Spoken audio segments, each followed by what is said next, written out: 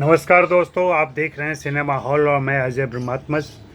आज मैं कुछ ऐसी फिल्मों की चर्चा करूंगा जिन फिल्मों की लागत बहुत ही ज़्यादा बताई जा रही है और ऐसा अनुमान है कि इन फिल्मों की कुल लागत 1000 करोड़ से ज़्यादा होगी।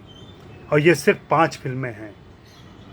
5 फिल्मों में 1000 करोड़ से ज़्यादा का निवेश कर हमारा सिनेमा कितनी मजबूती के साथ आगे बढ़ रहा है, इसका अनुमान लगाया जा सकता है। हालांकि इस बीच में कोरोना हुआ, कोरोना की वजह से तालाबंदी रही, तालाबंदी में फिल्मों की गतिविधियां रुक गईं, सब कुछ ठप पड़ गया।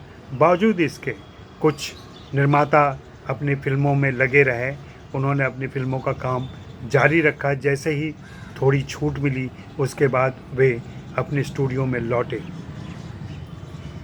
इन फिल्मों की लागत 250 से लेकर 400 साढ़े 400 करोड़ तक बताई जा रही है। कुल लागत 1000 करोड़ से ज़्यादा हो जाएगी।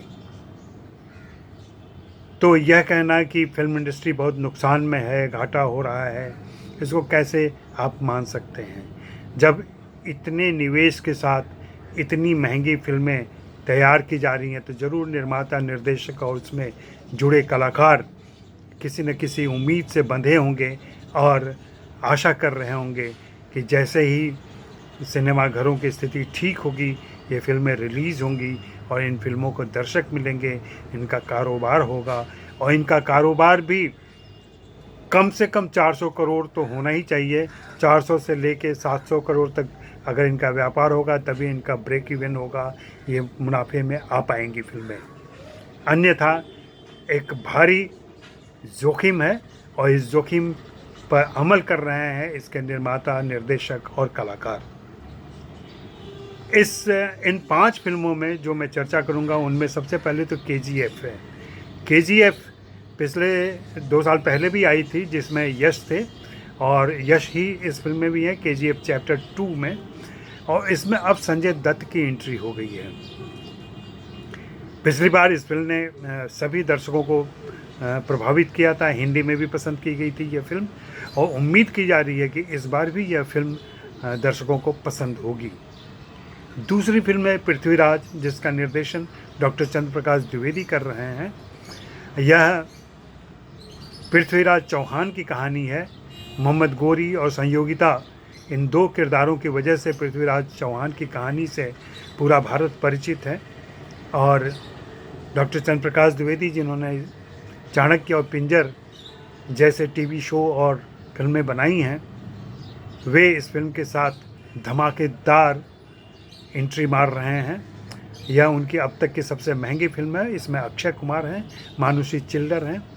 मानुषी चिल्लर की यह पहली फिल्म होगी और अपेक्षा की जा रही है कि इस फिल्म के साथ उनकी भी शुरुआत हो जाएगी।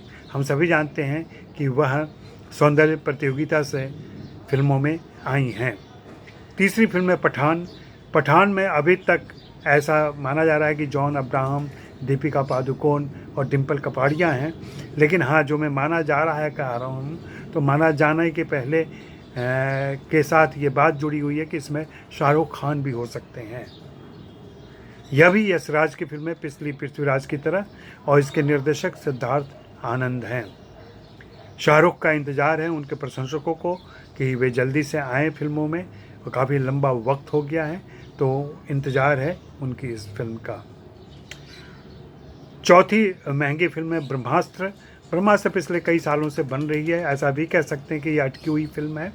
पिछले साल कुंभ में इसके एक महत्वपूर्ण दृश्य की शूटिंग हुई थी जिसमें रणबीर कपूर और आलिया भट्ट गए थे। इस फिल्म में अमिताभ बच्चन भी हैं और इसका निर्देशन अयान मुखर्जी ने किया है और यह करण जौहर की फिल्म है, धर्मा प्रोडक्शन की। और 5वीं जो आखिरी फिल्म है, सबसे महंगी फिल्म है, वह है RRR। इसके निर्देशक हैं एस राजामौली। एस राजामौली ने बाहुबली के 2 फिल्में बनाने के बाद से इस फिल्म का निर्माण किया है। एक लंबा अंतराल हो चुका है और यह फिल्म हम हिंदी दर्शकों के लिए आलिया भट्ट और अजय देवगन की वजह से आकर्षण का विषय बनी हुई है। इस फिल्म में रामचरण और जूनियर NTR भी हैं। और इन सभी फिल्मों के महंगे होने की एक वजह तो मेरी समझ में आती है कि VFX, सभी फिल्मों में VFX का बहुत ज़बरदस्त काम है।